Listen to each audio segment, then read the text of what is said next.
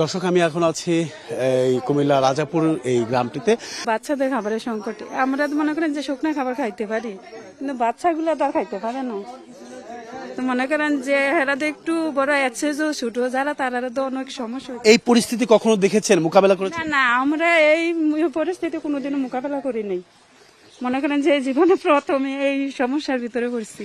অসংখ্য ধন্যবাদ। শুনছিলেন দর্শক যে এইখানকার তাদের মুখে একটাই কথা, সেটা হচ্ছে ডাকাতের একটা আতঙ্ক আছে, সেটা আইন শৃঙ্খলা বাহিনীর তারা সহযোগিতা চাচ্ছেন।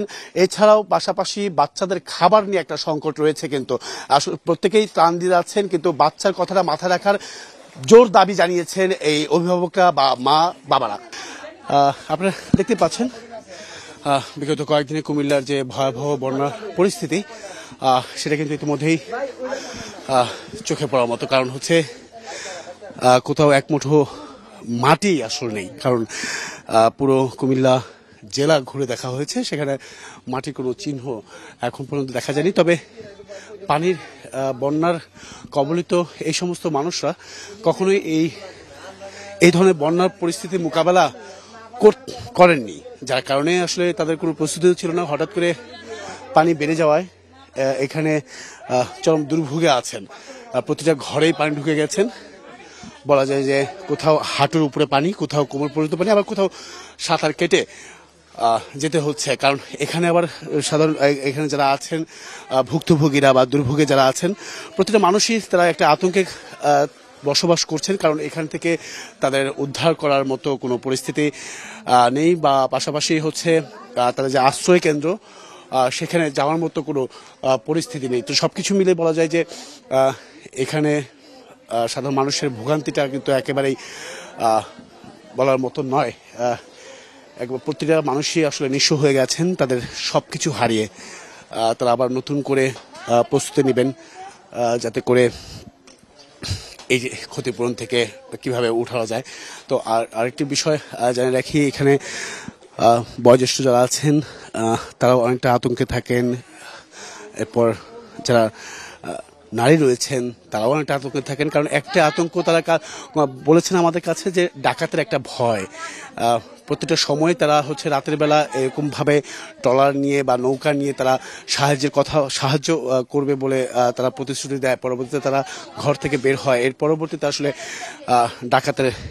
ডাকাতির ঘটনা ঘটে, এমনটা কিন্তু তারা করছেন। তবে এই থেকে কিছুটা পরিত্রাণ বা কিছুটা সহযোগিতা করতে বিভিন্ন সংস্থা বিভিন্ন নিজের উদ্যোগে বিভিন্নভাবে কিন্তু নানাভাবে তারা এই ত্রাণ সামগ্রী সহ চিকিৎসা বাবদ যে ধরনের প্রাথমিক ওষুধগুলো প্রদান করা হয় সেগুলো কিন্তু আসলে তারা প্রদান করে যাচ্ছেন।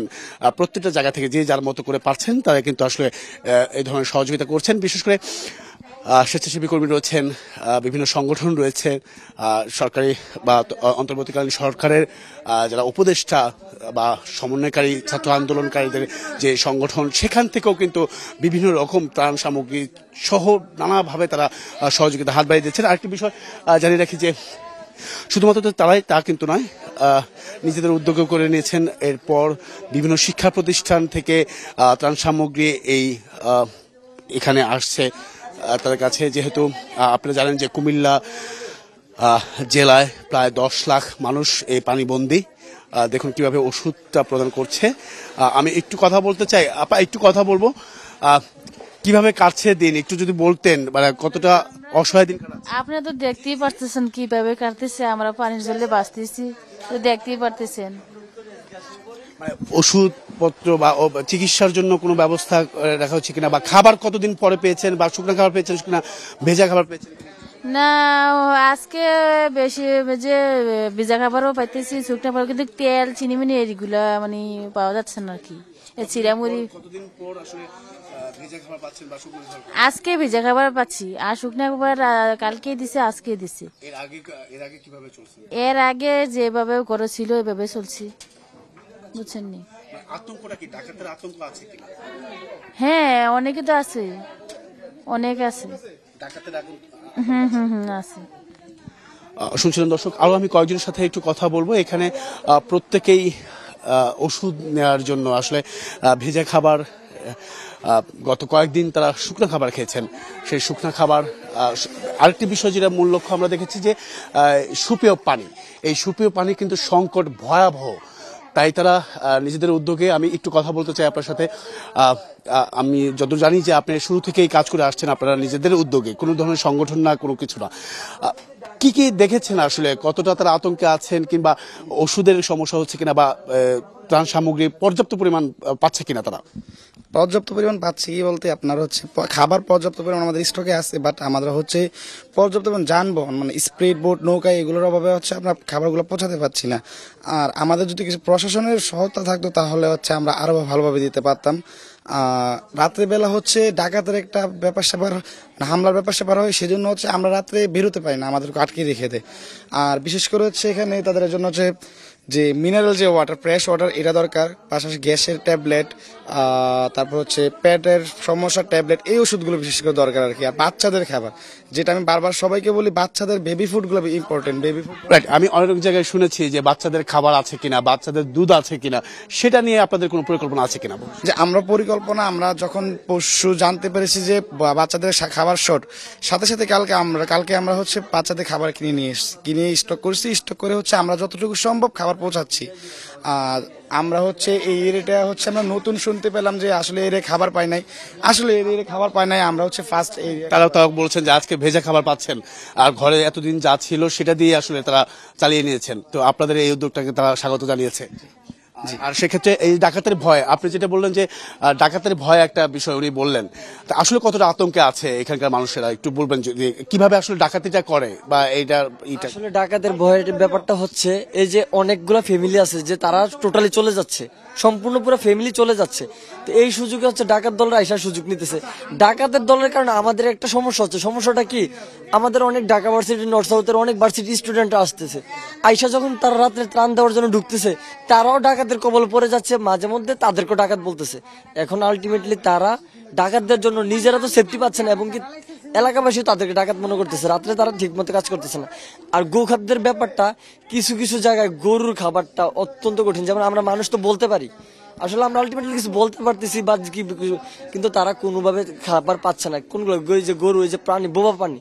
তো আমরা চেষ্টা করবো হচ্ছে গোখাদ্যটা যদি পারি, যে যে জায়গায় আছে এইসব বিজনেস করি, যদি আমরা গোখাদ্যের সাপোর্টটা দেই, মিনিমাম তাদেরকে হচ্ছে 5 কেজি এটা, 5 কেজি ওটা যদি দেই, তারা এগুলো গরুকে খাবে, গরুকে বাঁচিয়ে রাখতে পারবে। তো আমরা এই ব্যাপারটা খেয়াল রাখবো।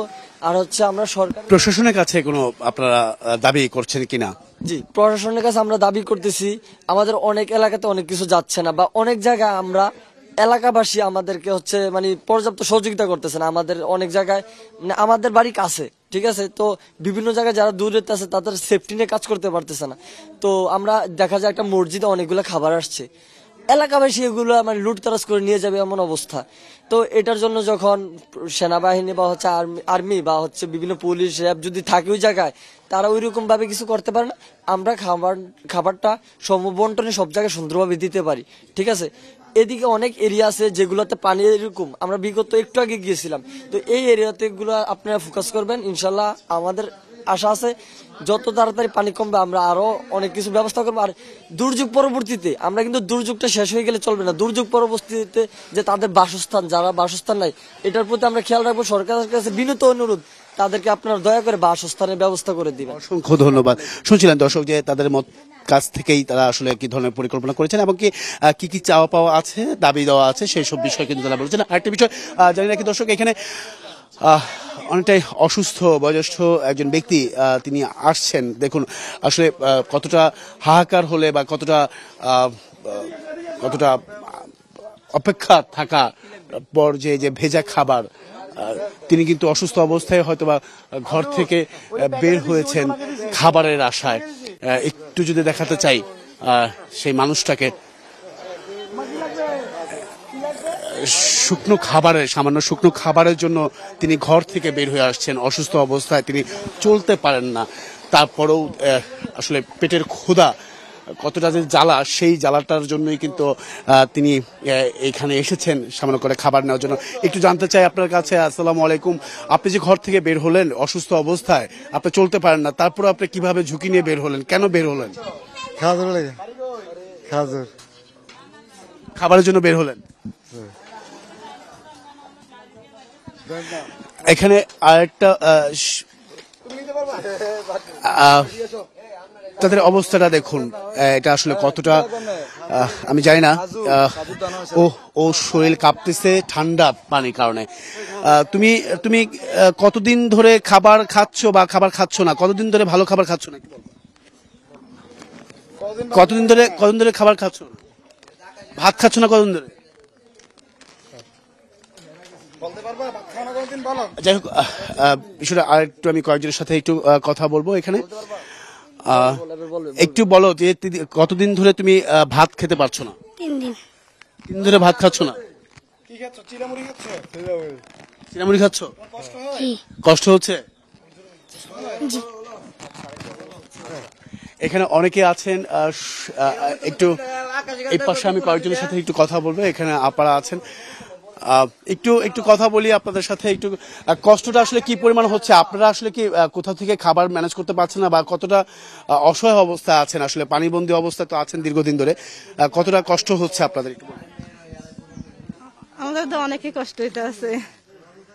কি সবচেয়ে আসলে কোন বিষয়টা জরুরি প্রয়োজন, যেটা আসলে না হলেই নয়, সেটা একটু। আমাদের খানায় কষ্ট হইতেছে, থাকা যা একটু পাইছি ছাদের উপরে থাকতে আছি। ছাদের উপরে থাকছেন? আচ্ছা, তো সেক্ষেত্রে আপনাদের খাবার কি সংকট ছিল, বা শুকনা খাবার থেকে কি ভেজা খাবার খেয়েছেন কিনা? না, ভিজা খাবার নাই, এই যে মানুষের খাবার জেঠি দিয়ে খাইতে আছি।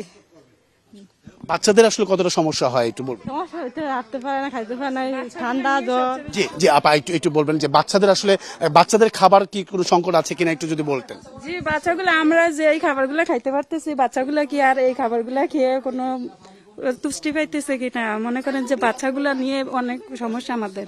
বাচ্চার খাবারের সংকট? হ্যাঁ, বাচ্চাদের খাবারের সংকটে আমরা তো মনে করেন যে শুকনা খাবার খাইতে পারি, কিন্তু বাচ্চাগুলো তো আর খাইতে পারে না। তো মনে করেন যে হেরা তো একটু বড় আছে, যে ছোট যারা তারা তো অনেক সমস্যা। এই পরিস্থিতি কখনো দেখেছেন, মোকাবেলা না করেছেন? না, আমরা এই পরিস্থিতি কোনোদিনও মোকাবেলা করি নাই। মনে করেন যে জীবনে প্রথমে এই সমস্যার ভিতরে পড়ছি। অসংখ্য ধন্যবাদ। শুনছিলেন দর্শক যে এইখানকার তাদের মুখে একটাই কথা, সেটা হচ্ছে ডাকাতের একটা আতঙ্ক আছে, সেটা আইন শৃঙ্খলা বাহিনীর তারা সহযোগিতা চাচ্ছেন। এছাড়াও পাশাপাশি বাচ্চাদের খাবার নিয়ে একটা সংকট রয়েছে, কিন্তু আসলে প্রত্যেকেই ত্রাণ দিয়ে যাচ্ছেন, কিন্তু বাচ্চার কথাটা মাথায় রাখার জোর দাবি জানিয়েছেন এই অভিভাবকরা বা মা বাবারা। এই ছিল এখান থেকে সবশেষ।